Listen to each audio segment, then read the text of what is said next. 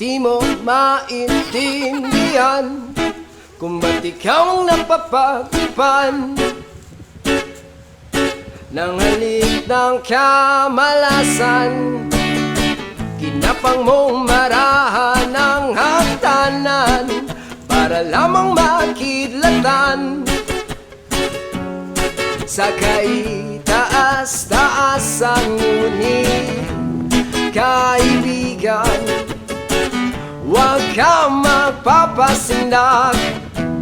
Kaibigan, easy lang saya.